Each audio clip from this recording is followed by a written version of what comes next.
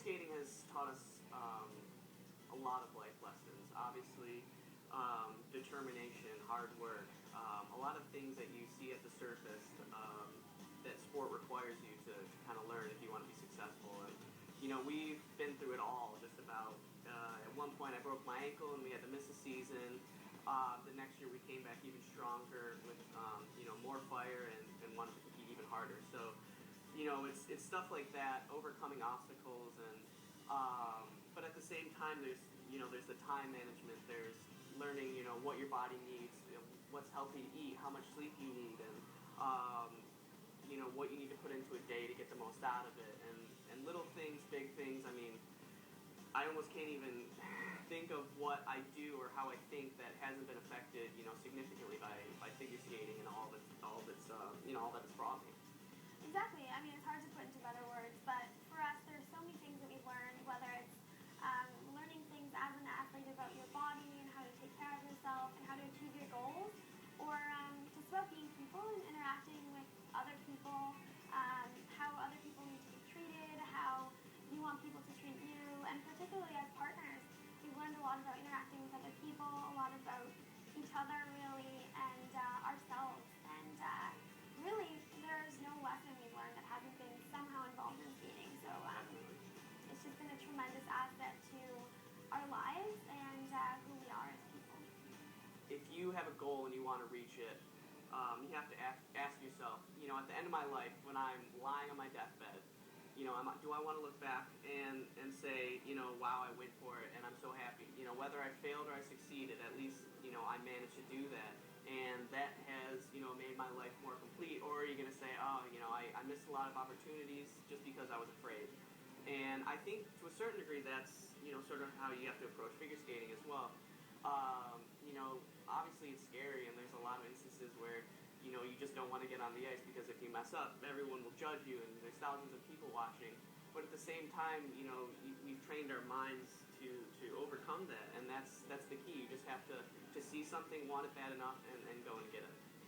Yeah, and I think that something else that's really important is that Charlie and I have learned in skating is really self-motivation. And I think that while not everyone has such an amazing support system that Charlie and I have had, whether it be our coaching, our amazing families, our friends from Michigan, I think it's important to realize that no one's going to achieve greatness for you. No one's going to do things for you.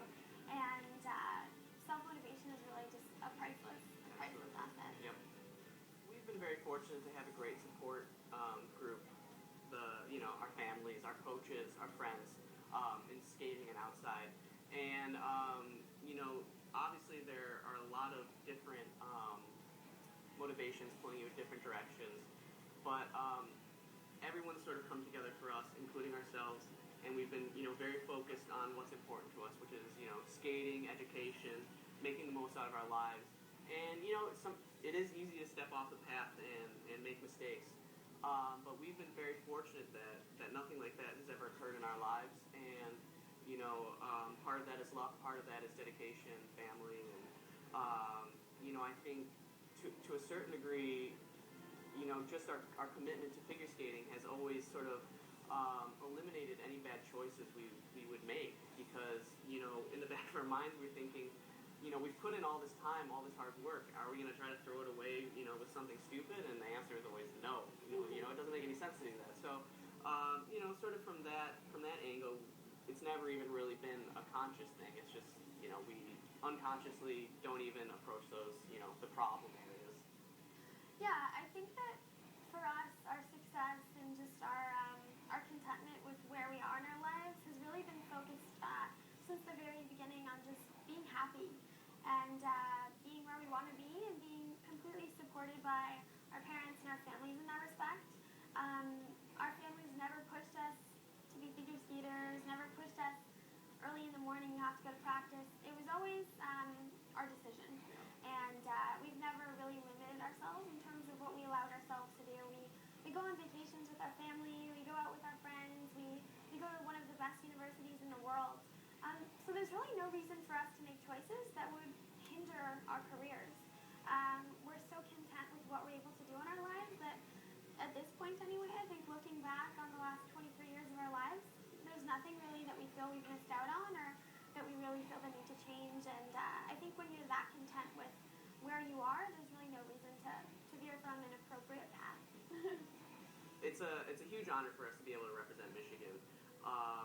We're very proud that we're both from Michigan, and we have a lot of ties here. Obviously, the University of Michigan, and we know so many people here. Our families are here, but at the same time, when we do go places, and we say we're from just outside of Detroit, or we say we're from Michigan, people are like, oh, it's suffering, it's so bad. They're like, why don't you move? You can move anywhere. There's ice all over the world. And we have to take a step back and say, well, that's not really fair. That's sort of a stereotype, and Michigan has been on hard times lately, but it's not to say that the people there aren't fighting to make it better, and that's not to say that there isn't a lot there that can be gained. And I think that sort of as we've learned through figure skating, Michigan has had to learn through sort of the tough times, and that it's grown its character, and just as we have through figure skating. And sort of the parallels between us and the way how Michigan needs to go up as well, I think are clear to us. And you don't get that in a lot of other states. It's easy, it's peachy, and the economy is good, and you don't have to worry about stuff like that. But for us, it's important, because we know so many people here, and my dad works in Detroit. He has an oil company there, so he is affected all the time. And we go overseas, and we like to represent Michigan. We like to represent, the hardworking nature of the people that live here, and that's something that we really enjoy to do.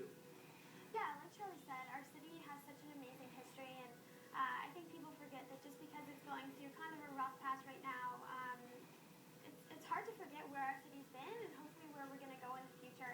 I think that Charlie really hit something important, and that our city is really based on hard work.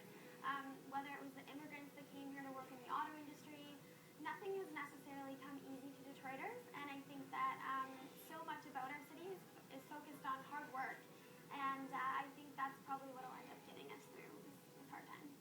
Well, the next Olympics is in Sochi, Russia, and as of this moment, right now, it's about 3.5 years away, which in our lives is like a lifetime. We have always sort of stated that we live one day at a time, and that really helps with our training and preparation. And living in the moment just allows you to have much more joy in everything that you're doing. Having said that, obviously our eyes are on Russia, and the Olympics are sort of what everyone outside of skating judges skating on. So we like to be a part of that.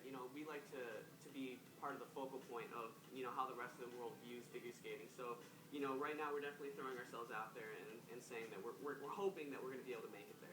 Obviously there's a lot that can happen in 3.5 years, but I think we've set ourselves up well. We're young.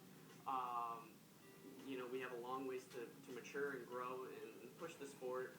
We know we can do better, so we're looking forward to it. It's interesting because the life of an amateur athlete is so unpredictable. It's so based on your body, how you're feeling.